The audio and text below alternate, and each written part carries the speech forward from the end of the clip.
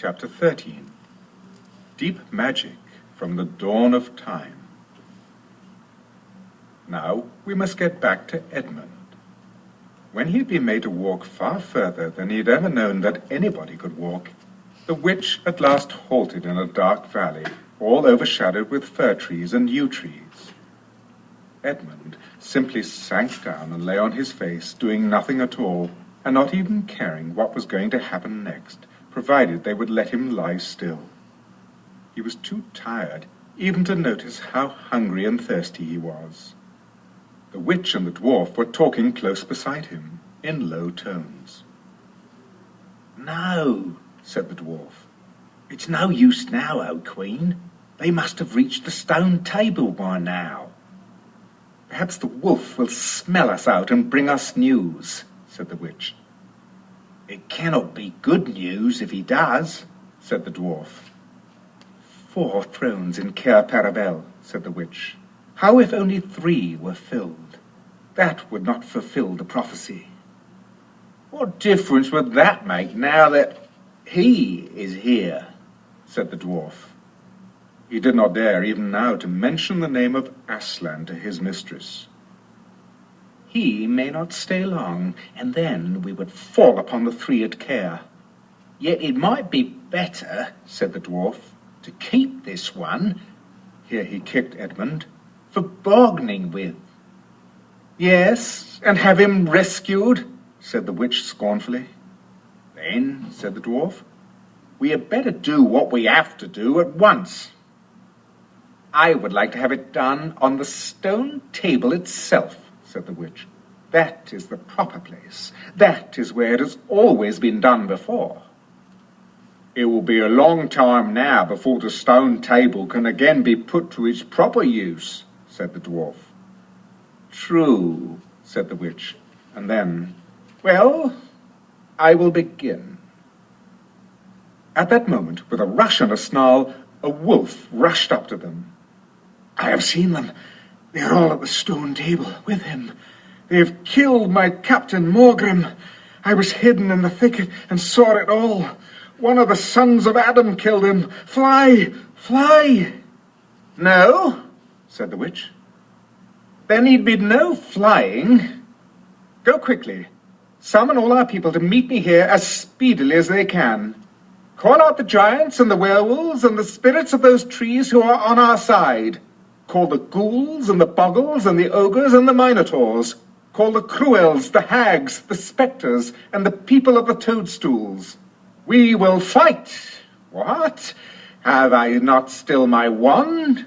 Will not their ranks turn into stone even as they come on? Be off quickly. I have a little thing to finish here while you are away." The great brute bowed its head, turned, and galloped away. "Now," said she, "we have no table. Let me see. We had better put it against the trunk of a tree."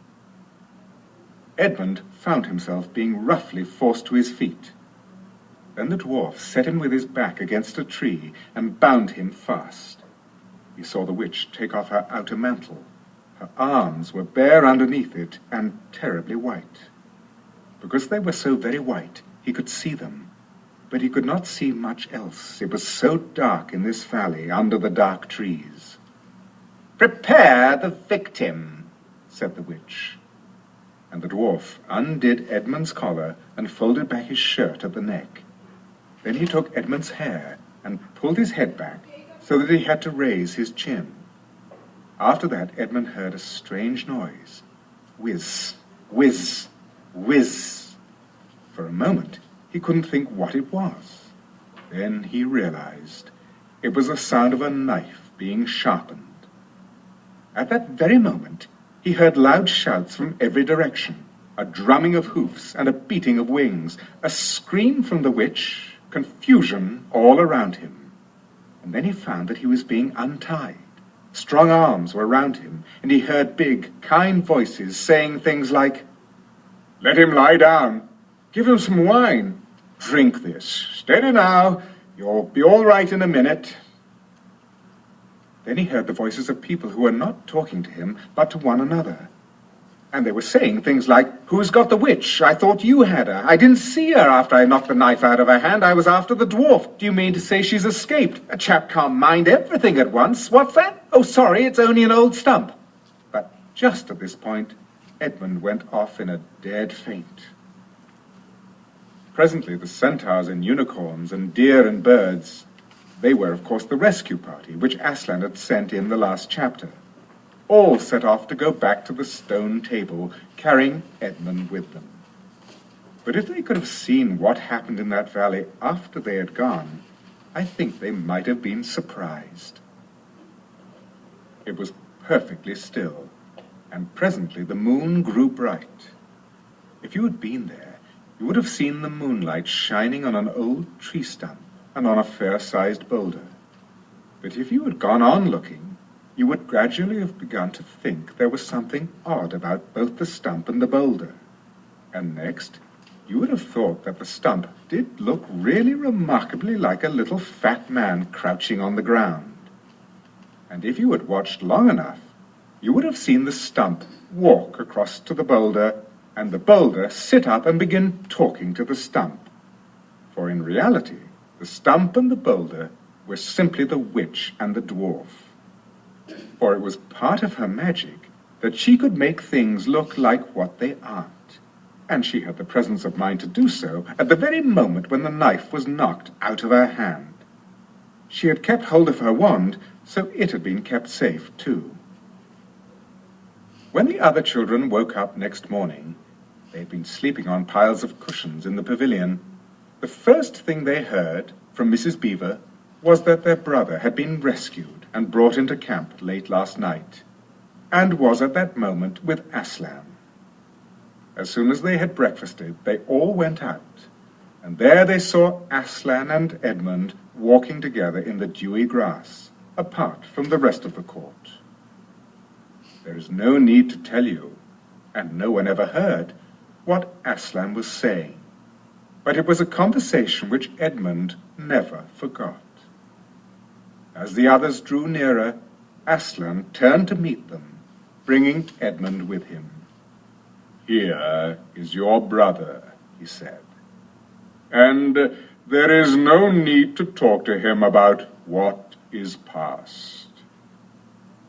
Edmund shook hands with each of the others and said to each of them in turn, "I'm sorry." And everyone said, "That's all right." And then everyone wanted very hard to say something which would make it quite clear that they were all friends with him again, something ordinary and natural. And of course, no one could think of anything in the world to say. But before they had time to feel really awkward, one of the leopards approached Aslan and said, "Sire, there is a messenger from the enemy who craves audience." "Let him approach," said Aslan. The leopard went away, and soon returned, leading the witch's dwarf. "What is your message, son of Earth?" asked Aslan. "The Queen of Narnia and Empress of the Lone Islands desires a safe conduct to come and speak with you," said the dwarf, "on a matter which is as much to your advantage as to hers." "Queen of Narnia, indeed?" said Mr. Beaver. "Of all the cheek!" "Peace, Beaver," said Aslan. "All names will soon be restored to their proper owners. In the meantime, we will not dispute about them. Tell your mistress, son of Earth, that I grant her safe conduct, on condition that she leaves her wand behind her at that great oak." This was agreed to, and 2 leopards went back with the dwarf to see that the conditions were properly carried out.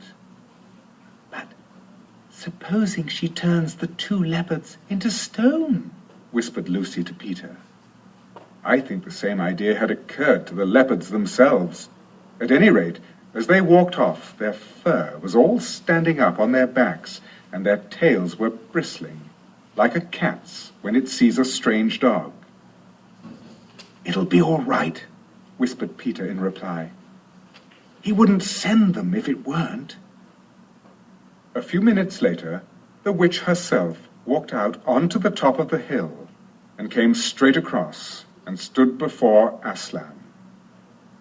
The three children who had not seen her before felt shudders running down their backs at the sight of her face, and there were low growls among all the animals present.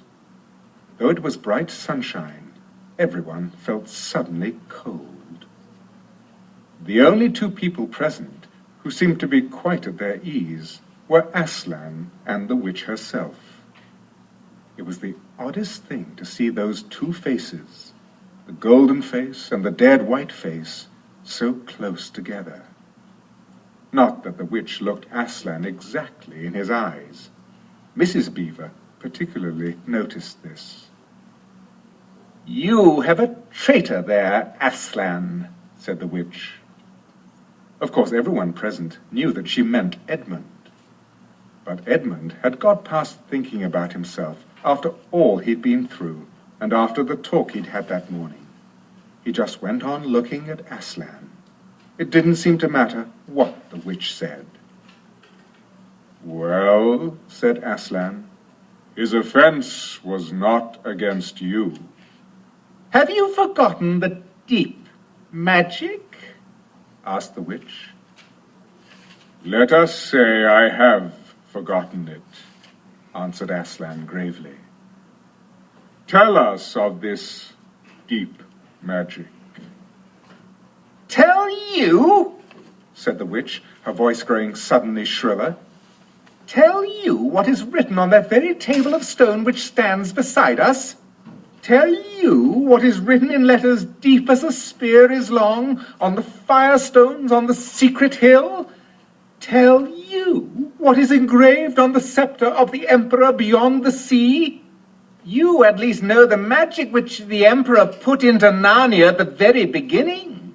You know that every traitor belongs to me as my lawful prey, and that for every treachery I have a right to a kill." "Oh," said Mr. Beaver, "so that's how you came to imagine yourself a queen, because you were the emperor's hangman, I see." "Peace, Beaver," said Aslan with a very low growl. "And so," continued the witch, "that human creature is mine. His life is forfeit to me. His blood is my property." "Come and take it then," said the bull with the man's head in a great bellowing voice. "Fool," said the witch with a savage smile that was almost a snarl. "Do you really think your master can rob me of my rights by mere force? He knows the deep magic better than that. He knows that unless I have blood, as the law says, all Narnia will be overturned and perish in fire and water." "It is very true," said Aslan. "I do not deny it."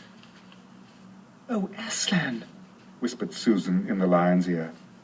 "Can't we, you won't, will you? Can't we do something about the deep magic? Isn't there something you can work against it?" "Work against the Emperor's magic?" said Aslan, turning to her with something like a frown on his face. And nobody ever made that suggestion to him again. Edmund was on the other side of Aslan, looking all the time at Aslan's face. He felt a choking feeling and wondered if he ought to say something. But a moment later, he felt that he was not expected to do anything except to wait and do what he was told. "Fall back, all of you," said Aslan, "and I will talk to the witch alone." They all obeyed. It was a terrible time, this, waiting and wondering, while the lion and the witch talked earnestly together in low voices. Lucy said, "Oh, Edmund," and began to cry. Peter stood with his back to the others, looking out at the distant sea. The beavers stood holding each other's paws, with their heads bowed. The centaurs stamped uneasily with their hoofs. But everyone became perfectly still in the end, so that you noticed even small sounds like a bumblebee flying past, or the birds in the forest down below them, or the wind rustling the leaves. And still the talk between Aslan and the White Witch went on. At last they heard Aslan's voice. "You can all come back," he said. "I have settled the matter. She has renounced the claim on your brother's blood." And all over the hill there was a noise, as if everyone had been holding their breath, and had now begun breathing again, and then a murmur of talk. The witch was just turning away with a look of fierce joy on her face, when she stopped and said, "But how do I know this promise will be kept?"